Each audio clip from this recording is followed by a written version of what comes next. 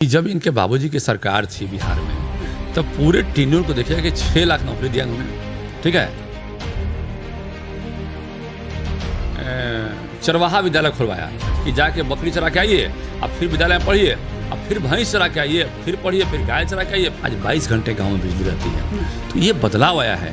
आज चारों तरफ रोड का जाल, तो काफ़ी बदलाव आया है। क्राइम एंड क्रिमिनल्स को जो है कंट्रोल किया गया है। कि लोग कहता है कि आरजेडी ने आरक्षण की बात की है। हमने कहा कि आरजेडी ने आरक्षण की बात की है, हमने कहा की है, लेकिन किसके आरक्षण की बात की है? अपने परिवार को आरक्षण की बात की है। बिहार की जनता को जो है साफ तौर पर आरजेडी ने लूटा। अरे भाई, हम वही तो कह रहे हैं कि इनके परिवार के लोगों ने कौन सा बिजनेस किया था? आखिर 30-40 हजार करोड़ का मतलब कि संपत्ति पा लिया।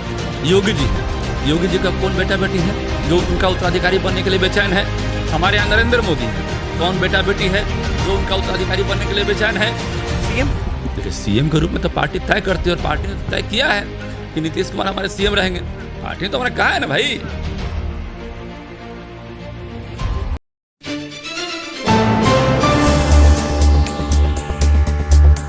जिस तरह से आप लोग लगातार जो है विपक्ष के नेताओं पर आरोप लगाते हैं जंगल राज जंगल राज जंगल राज, लेकिन अब जो है वही विपक्ष के नेता तेजस्वी यादव कह रहे हैं कि अब राक्षस राज है एनडीए की सरकार में। अब मैं बता रहा हूँ उसके बारे में। पहले क्या होता था, जैसे अभी क्या हुआ, मुकेश सहनी के पिताजी का हत्या किसने किया? और वो मुकेश सहनी के इंडिया गठबंधन के लोगों को पता था किसने हत्या किया, लेकिन हमारे खिलाफ, एनडीए के खिलाफ उन्होंने मोर्चा खोला।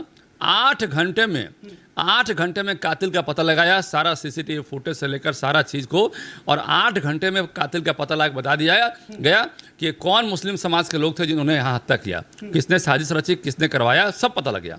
हमारा ये कहना है कि हम किसी धर्म जाति पर हम बात नहीं करना चाहते हैं।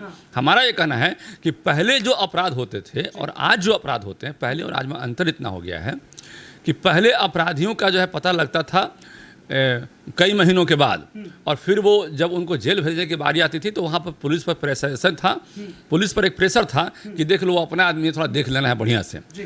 पहले एफआईआर करने में मशक्कत करनी पड़ती थी। 10 दिन के बाद, 15 दिन के बाद यदि बहुत हंगामा हुआ, पब्लिक हंगामा किया, तो 1-आध महीना में एफआईआर वैसे जो प्रोमिनेंट घटनाएं थी उसका हो जाता था। अदरवाइज तो एफआईआर भी कंस्टिट्यूट नहीं होता था। तो आज के डेट में क्या है कि एफआईआर भी होती है, विदिन आपका जो है विदिन 1 आवर जो है एफआईआर की सारी प्रक्रियाएं पूरी की जाती है।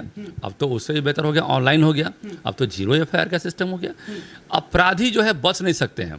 पहले अपराधियों के कमर में पिस्टल होता था और दिन भर खुलेआम वो लड़ाते हुए घूमते थे। आज अंतर आ गया है। आज वो चोरी छुपे लेकर चलते हैं।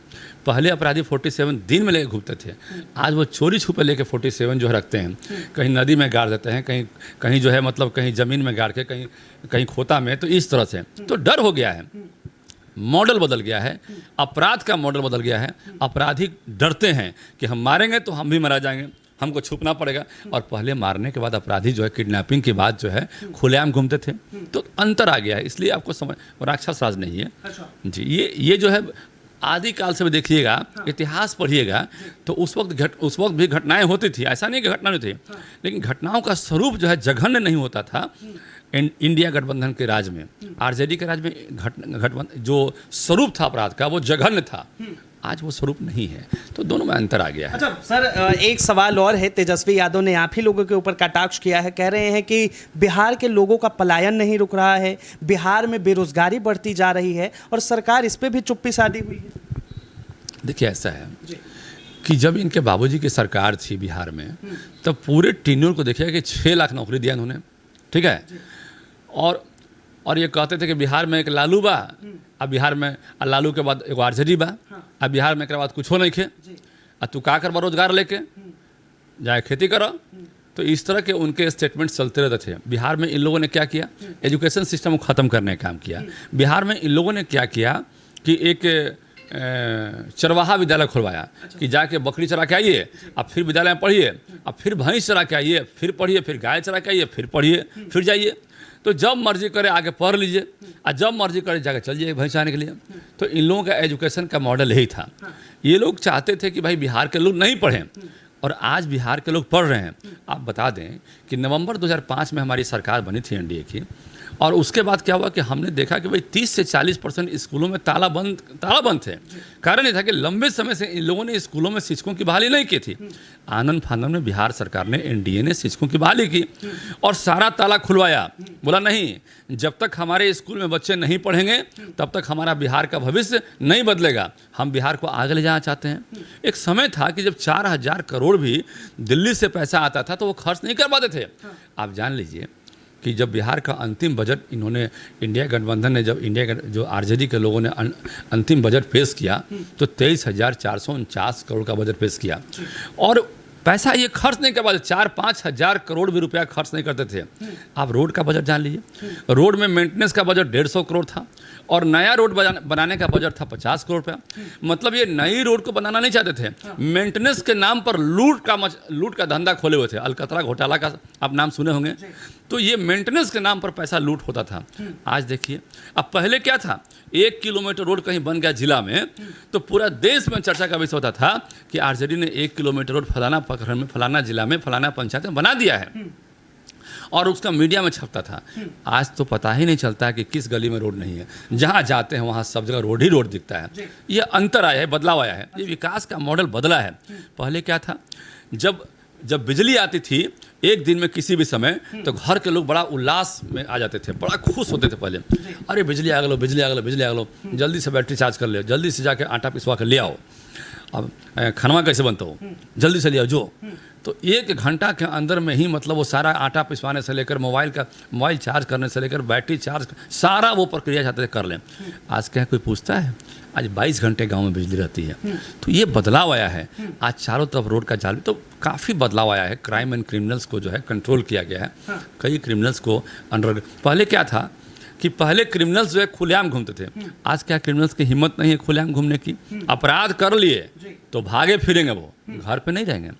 अंतर आ गया है। अब चूंकि इनको राजनीति करनी है तेजस्वी जी को, इनके पास कोई एजेंडा नहीं है, तो अब बेचारे इसी तरह के बयान देते रहते हैं। अब क्या उसमें क्या करेंगे भी।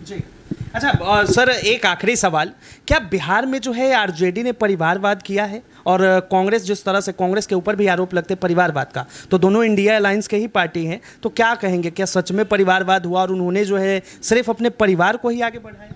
देखिए, ऐसा है कि लोग कहता है कि आरजेडी ने आरक्षण की बात की है। हमने कहा कि आरजेडी ने आरक्षण की बात की है, हमने कहा की है, लेकिन किसके आरक्षण की बात की है? अपने परिवार को आरक्षण की बात की है कि भाई हमारा लालू जी किसकी बात की है? हम नहीं तो हमारी पत्नी, हमारी पत्नी नहीं तो हमारा बेटा, हमारा बेटा नहीं तो हमारी बेटी, हमारी बेटी तो हमारा बड़ा बेटा, छोटा बेटा, पत्नी, तो ये पूरे के पूरे हमारा साला। राबड़ी देवी के बोले कि भाई हम क्यों, हमारा बेटा तो छोटा है। तो चलिए, सुभाष यादव थे पहले साला उनका, साधु यादव थे, आज भी साला हैं। आप देखिएगा इन लोगों के नाम से पूरे देश में संपत्ति खंगालिएगा तो अरबों खरबों की संपत्ति मिलेगा। हम एक बात आप जानना चाहते हैं आपसे कि लालू यादव जब कोई नौकरी नहीं किए, 40 से 50 हज़ार करोड़ का संपत्ति कहाँ से बनाए? कौन बिजनेस करने गए थे? आप बताइए। जब तेजस्वी जी कोई बिजनेस नहीं किए, जब इनके भाई बहन ने कोई बिजनेस नहीं किया, तो ये 40 से 50 हज़ार करोड़ की संपत्ति कैसे बनाया? और यदि संपत्ति मान लिया किसी कारण बन गया, तो ये क्यों नहीं घोषणा करते हैं कि हम सारी संपत्ति को, अपना जितना भी मेरे पूरे परिवार की संपत्ति है, हम राष्ट्र के विकास के लिए इसको, हम राष्ट्र के विकास और राष्ट्र के सम्मान के लिए हमने इसको दान में देने की घोषणा की। जाइए आप डोनेट कर दीजिए। मान लिया कि आपने लैंड फॉर जॉब से आपके बाबूजी ने, आपके परिवार ने पैसा कमा भी लिया, आपने नौकरी दी, उसके बदले ज़मीन लिया, या जैसे भी 30-40-50 हज़ार करोड़ का आपने संपत्ति कमा लिया। चलिए, आपने एक समय भ्रष्टाचार किया, धांधली किया, चलिए अब राजनीति में आपको जिंदा रहने की मनसा है कि राजनीति में हम जिंदा रहें, तो आप कम से कम ये 30-40 हज़ार करोड़ जो है ये पैसा मतलब कि आप दान में दे दीजिए पब्लिक को। तो पब्लिक को लगेगा नहीं भाई चलिए हटाइए, इनका पिछला जनरेशन भ्रष्टाचार करके पैसा कमाया। अरे कोई नौकरी नहीं करने गए थे आप पेमेंट कितना मिला था आपको? 1 लाख के नीचे मिला था पेमेंट आपको। एक विधायक का स्ट्रेंथ कितना होता है? हजारों हजार करोड़ रुपए साहब संपत्ति बना लिए। किसी को भी मन में होता है। आप कह रहे हैं कि बिहार की जनता को जो है साफ तौर पर आरजेडी ने लूटा है। अरे भाई, हम वही तो कह रहे हैं कि इनके परिवार के लोगों ने कौन सा बिजनेस किया था कि 30-40 हज़ार करोड़ का मतलब कि संपत्ति बना लिया। आज यदि बिहार का विकास चाहते हैं तो बिजनेस का मॉडल सबको बता दें। सब गरीब आदमी जो 4 गो भैंस रखता था, 4 गो गाय रखता था, जैसे इनके परिवार के लोग पहले लालू जी रखते थे, तो सब गरीब आदमी 30-40 हज़ार करोड़ का आदमी बन जाए, ये मॉडल बता दें और तब बिहार के विकास की बात करें, तब ना होना चाहिए। तो ये हमें लगता है कि भाई देखिए, ये देश में जो इंडिया गठबंधन के लोग हैं, यदि उन सभी लोगों का संपत्ति खंगाला जाएगा तो एक आध 100 करोड़ नहीं, 2-4-5 हज़ार करोड़ नहीं, सबका 10-20 हज़ार करोड़, 40 हज़ार करोड़, 50 हज़ार करोड़, इस तरह की संपत्ति का जो है आपको विवरण मिलेगा। तब बताइए ये कौन सा धंधा आपने कर लिया कि भाई पूरे देश में इतना संपत्ति बना लिया। तो कहीं ना कहीं मुझे लगता है कि इनको भी, तेजस्वी जी को राजनीति करने का शौक है, तो कम से कम इनको बोल देना चाहिए कि हाँ भाई, जो हमारा संपत्ति अब अर्जित किया था 30-40 हज़ार करोड़ रुपया, हमारे परिवार ने या हम लोगों ने, सब परिवार ने मिलकर किया था अर्जित, इसको हम दान में देते हैं, घोषणा करते हैं। ये हिम्मत नहीं है, जान लीजिए, ये हिम्मत नहीं है जी। तो ये लोग कैसे क्या बोलेंगे विकास के नाम पर। देखिए हमारे यहाँ कौन प्रधानमंत्री बनते हैं? वाजपेयी जी बनते हैं, जिनका ना बेटा है ना बेटी है, जो उत्तराधिकारी उनका बन पाया। हमारे यहाँ कौन योगी जी हैं, योगी जी का कौन बेटा बेटी है जो उनका उत्तराधिकारी बनने के लिए बेचैन है? हमारे यहाँ नरेंद्र मोदी हैं, कौन बेटा बेटी है जो उनका उत्तराधिकारी बनने के लिए बेचैन है? तो हमारे यहाँ परिवारवाद को बढ़ाया नहीं जाता है, और इसलिए हमारी पार्टी मजबूत पार्टी है, क्योंकि हम लोग को राष्ट्र के प्रति मतलब इतना समर्पण है, राष्ट्र प्रथम और व्यक्ति द्वितीय, और तब जाके जो है मतलब अदर काम, राष्ट्र प्रथम और व्यक्ति द्वितीय के सिद्धांत पर चलने वाली पार्टी है। सर एक आखिरी सवाल रहेगा, अगली बार जब एनडीए की सरकार आती है तो क्या सीएम जो है नीतीश कुमार ही रहेंगे, और इसके बाद बिहार के लोगों को क्या ऐसी चीज़ें देंगे जिससे बिहार की स्थिति और भी मजबूत? देखिए ऐसा है कि ये माननीय मुख्यमंत्री जी अमन चैन शांति को स्थापित करना चाहते हैं बिहार में, और इसलिए आप देखिएगा नवंबर 2005 में सरकार आई थी तो बिहार से सारे अपराधी भाग गए थे, क्योंकि भाजपा ने उनको पूरी ताकत देने का काम किया कि आप कंट्रोल कीजिए और हम दोनों साथ में हैं, चिंता मत कीजिए, ठीक है, हम दोनों साथ में हैं, घबराइए नहीं, कोई आपको डिगा नहीं सकता है। आज भी भाजपा उनके साथ है और ताकत देने का काम कर रही है।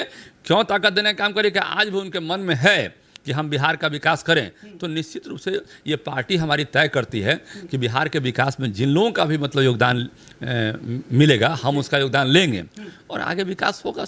हम लोग मिलकर विकास करेंगे, क्या दिक्कत है भाई? और सीएम? देखिए सीएम के रूप में तो पार्टी तय करती है, और पार्टी ने तो तय किया है कि नीतीश कुमार हमारे सीएम रहेंगे। पार्टी ने तो हमने कहा है ना भाई, तो जब कहा है तो उसमें हम लोग क्या कर सकते हैं? हम लोग तो एक छोटा कार्यकर्ता है, एक एमएलसी एक विधायक की क्या औकात है? हम लोग तो एक छोटा सा कार्यकर्ता है ना, हम लोग सिपाही हैं, और हम लोग का एक ही सिद्धांत है कि अनुशासन में रहना है। पार्टी के नीतियों के खिलाफ हम लोग नहीं काम करते हैं, क्योंकि पार्टी वही नीति बनाती है जिस नीति से देश का विकास हो, राज्य का विकास हो, आम जनता का विकास हो, आम जनता का पर कैपिटा बढ़े, देश का मान सम्मान बढ़े पूरी दुनिया में जो है। तो इस तरह से हम लोग जो है हम देखते आए हैं, इसलिए हम लोग अनुशासन का पालन करते हैं और अनुशासनात्मक जो है काम भी करते हैं। बहुत बहुत धन्यवाद तमाम जानकारी के लिए। साफ तौर पर आपने एमएलसी जीवन कुमार को सुना, और जिस तरह से इन्होंने बिहार की राजनीति में लगातार जिस तरह, चाहे वो तेजस्वी यादव हो या फिर प्रशांत किशोर हो, किस तरह दोनों के ऊपर इन्होंने कटाक्ष किया और साफ तौर पे कहा कि परिवारवाद बिहार में कौन बढ़ावा देता है ये सभी को भली भांति पता है। बहरहाल इस चीज को लेकर आप क्या सोचते हैं, अपनी प्रतिक्रिया जरूर दे। फिलहाल के लिए इतना ही। कैमरा जर्नलिस्ट शानू कुमार झा के साथ मैं विनायक कुमार, राष्ट्रीय सागर, नई दिल्ली।